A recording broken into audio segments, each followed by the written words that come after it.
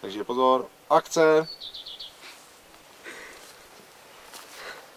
Ukaž Hortenzi, jak se naší babičku namalovala.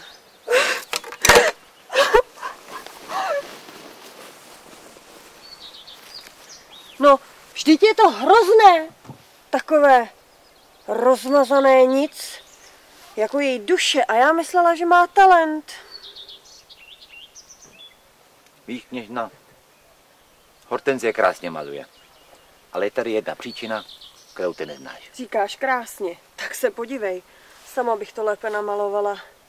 Ale Hortenzie není nějak ve své kůži. Není to, co byla dřív, ani ten kozáček už jí tak nebaví. Ty moudrá kněžna. Proto ti povím, co vím. Hortenzii bolí srdíčko. A ta nemoc lásky pochází od jednoho Floridiana. Já jsem to postaral. Stop. Ale jinak